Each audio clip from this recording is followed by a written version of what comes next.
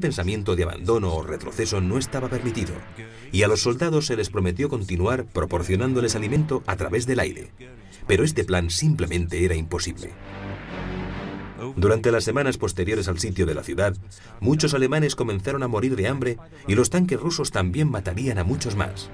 Estaban demasiado débiles como para luchar. Un intento de alcanzar al sexto ejército a través de un Pentecourt fue forzado por la rígida resistencia soviética.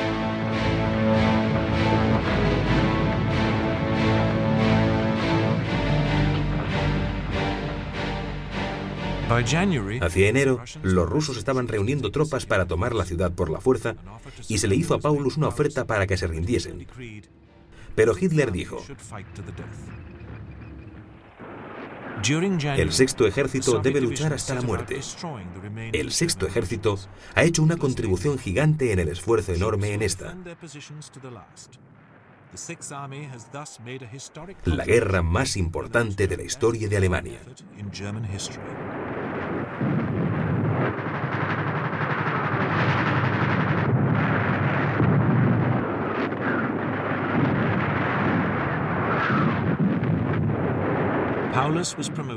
Paulus ascendió a Feldmarschall, pero el 31 de diciembre se dejó capturar por los rusos.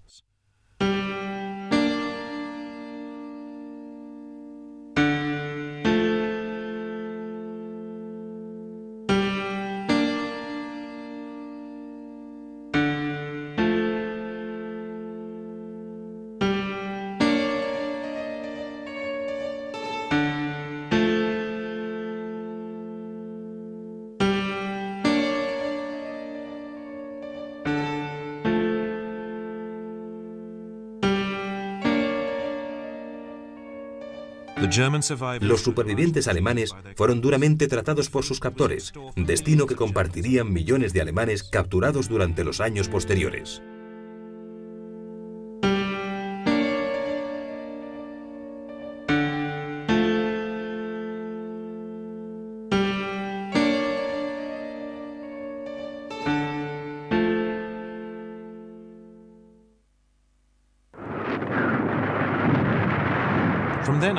Después de esto, el Ejército Rojo dirigió contraataques posteriores y para marzo estaba claro que los alemanes no tenían oportunidades en el frente este.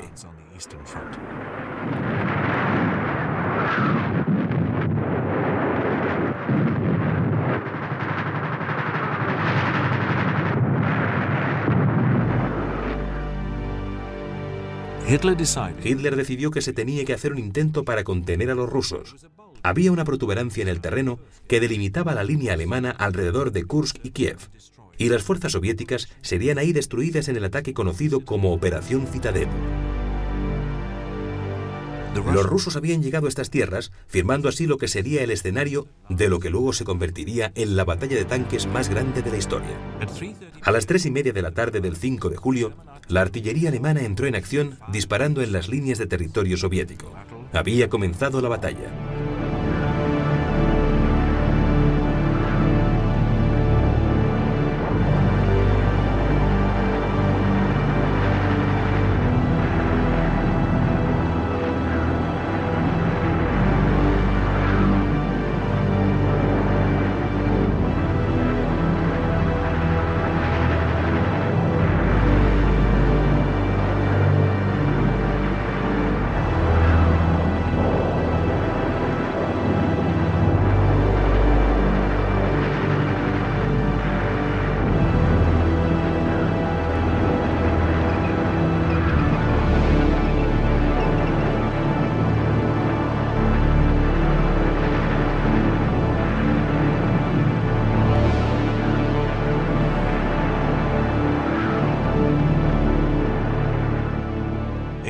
Ocho días después, los alemanes no habían logrado sus objetivos.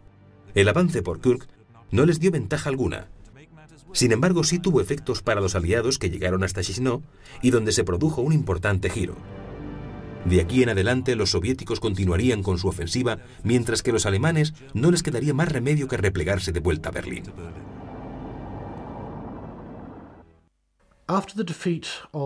Derrotadas las últimas tropas alemanas en el norte de África en enero de 1943, los aliados del Este tenían una decisión estratégica que tomar: atacar la Europa ocupada por Alemania. Pero ¿dónde comenzar el ataque? Para Estados Unidos y para los propios alemanes, el lugar lógico para atacar era el norte de Francia, ya que era la ruta hacia el Reino Unido. Pero los ingleses se opusieron, y en su lugar se siguió adelante con la estrategia de Mauritania, de invadir primero Sicilia y después Italia. El efecto de dicha invasión fue un golpe de Estado en Italia que derrocó al fascista Mussolini. El nuevo gobierno italiano firmó la paz. La consecuencia de esto fue que las fuerzas alemanas de apoyo que había en Italia se convirtieron en fuerzas de ocupación y retrasaron el ataque aliado en la península italiana de 1943 a 1944. Los alemanes habían estado esperando un intento para liberar Francia desde que los americanos entraron en la guerra. La mayor defensa europea eran las zonas más sensibles a ser atacadas, ya que habían sido fortificadas.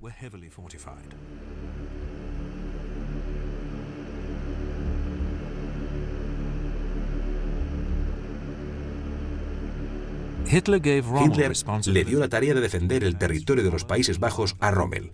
Forjó una alianza con Riga, dándole fuerza a las defensas de la conocida como Batalla Atlántica.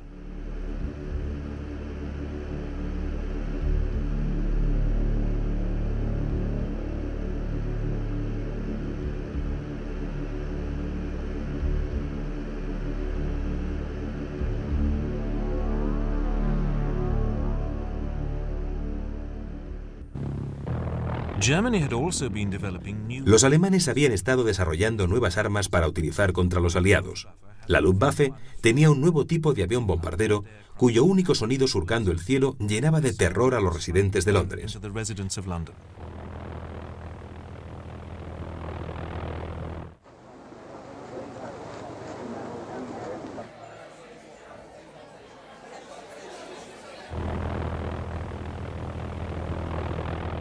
Cuando el sonido de su motor se apagaba, caía de repente contra el suelo destruyendo todo lo que encontraba.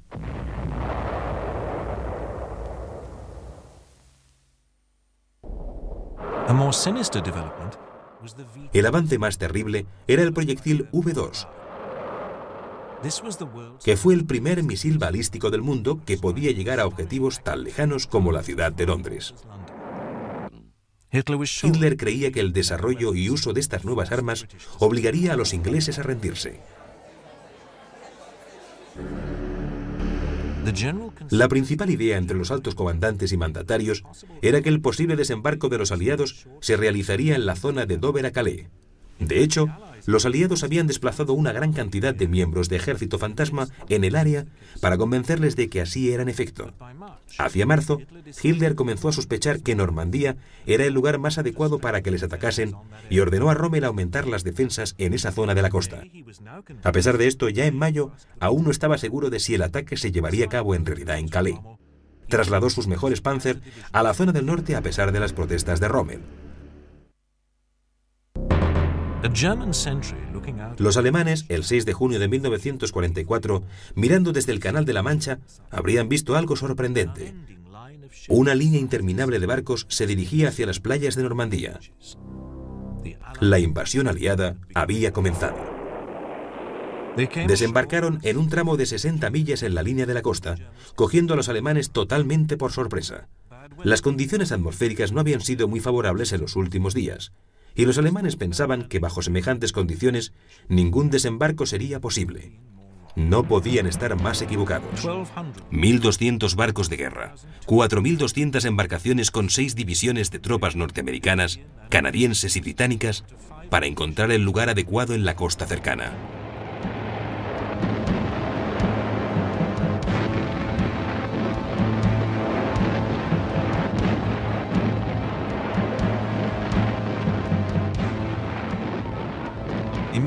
Inmediatamente las armas alemanas entraron en acción a su máxima potencia.